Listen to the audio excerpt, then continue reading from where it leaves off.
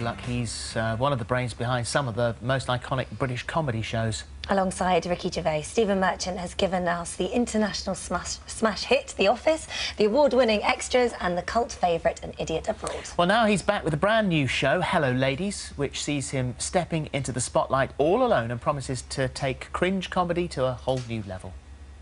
Hello, ladies. My name is Stuart. You don't think I could murder you? I could destroy you. Unfortunately, he's forgotten how to talk to beautiful women. I, however, have not. Good evening. We have to get going. She probably thinks there's something going on between you and me. Nobody thinks that. You'd be surprised. I'd be surprised initially. I'm hooked.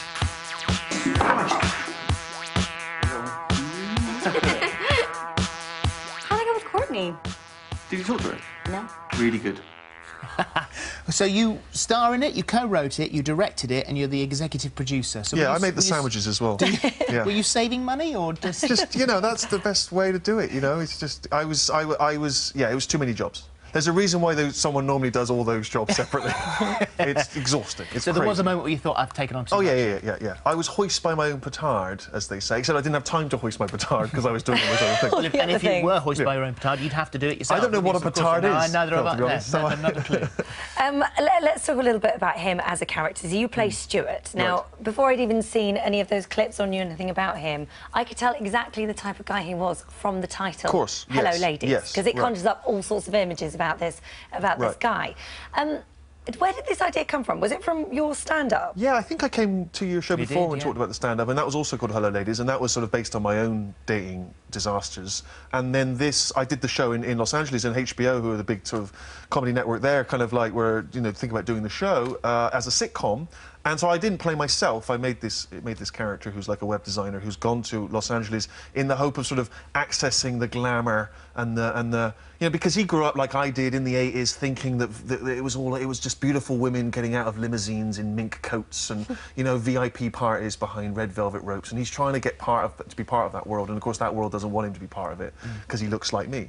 So so that's the sort of gist of it. Which is sort of harsh on yourself there. Thank you. Because, well, you came here and you chatted about Hello Ladies, the tour, and said that there was a possibility that you were open to if there was someone who would like to come and wait at the stage door and just say hi. And did it happen? Well, most people do come to the stage door, but it tends to be middle-aged men who work in IT, who, and lovely as they are, you know, I mean, you know, I'm desperate. I'm not that desperate, and you know, and so going to Los Angeles was exciting because now I get rejected by a much more beautiful class of women. Oh, no. It's incredible. Oh yeah, I've been turned down by some of the great stunners of our time. Yeah. Oh. What sort of guy is he then? Is he a likeable man? Not really, but he's well.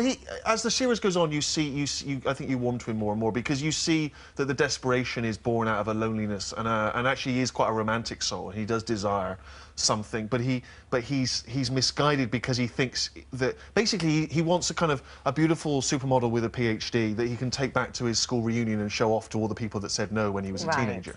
And the problem is, until he snaps out of that mindset, he's never going to be happy. And so, what you're following really is his attempts to kind of learn and grow from that. How do you feel about this title of cringe comedy? Because we sort of introed it It's funny. I legitimately, I never set out to make people cringe. I just think these things are funny, and then people say, oh, I had to watch it like that, and it never occurs to me that it's never the intention. It's weird. It's weird. I'm constantly shocked. Maybe because my life involves certain things which, you know, involve kind of awkwardness or, you know, being tall. I guess I'm embarrassing myself and falling over. And do you embarrass a lot? Yeah, kind of just, you know, bumping your head, you know, on a date, just getting up and just hitting a lamp, you know, and it breaking or whatever. Just general. I feel like I'm awkward like this couch is too small for me. You know, it's just everything, you know, and it's a strong look at my foot there. At any moment I could knock this table over. You're not going to do that, Phil. It's not going to happen to you. I'm too big for the world, you know. I don't fit in anything. I don't fit in planes unless I get the emergency exit seat. But, you know, that often, you know, some little old lady's got there first, you know, and it's tricky. I don't feel like I quite belong in the universe, Well, and particularly in LA, where of course I'm way too big. I mean, they're what all I was about gonna 5'5". say. all So them. how do they react to you over there then? All the beautiful people. Yeah, it's like, you know, I try and get in nightclubs and they say, we don't want people in, we don't want your sort in here. No, they don't. I once, honestly, I walked up to I was on the guest list. I'd been put on the guest list of a nightclub, and I walked up to the and I said, hello, I'm on the guest list, and the guy went, which one? I said, how many are there? He went, there's 2. I said, could you check both? He went, no, I haven't got time. And I stood there like a lemon for about 20 minutes while he let very beautiful people in. Well, he's and then the I idiot. left. And I was on the list, and I wasn't on the list.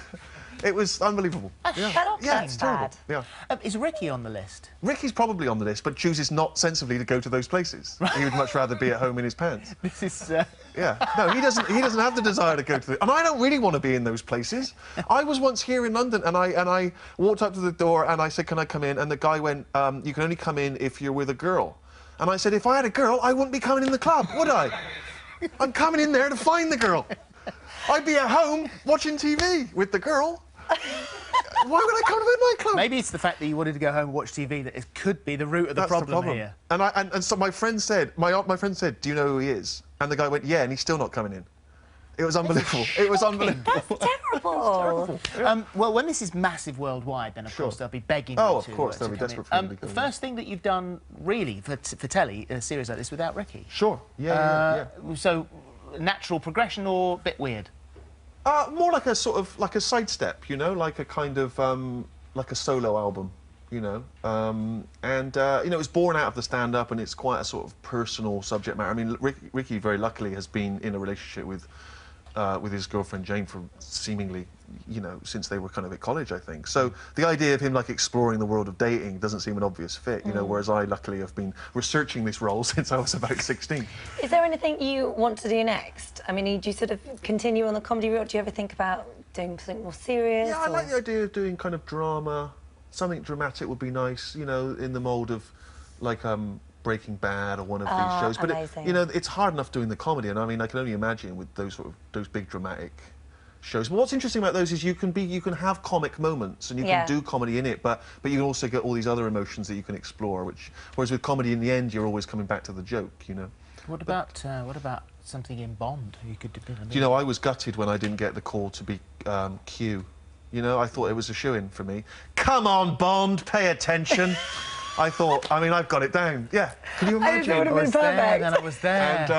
And it was that chap, Ben Whishaw, who turns out to be a great actor and is perfect for the role. But yeah, I'm hoping that when he gets tired of it, they'll give me the role. You know? Next time. Well, good luck. Didn't with even this. get the call about Doctor Who. No, really? I mean, come on, guys. Mind you, the TARDIS is quite... Like, that's what the done every time I go in the It's TARDIS. big inside, but you've got to get in through the door That'd be funny, first. the idea that they have to make the TARDIS slightly larger so that I'd have to bump my head.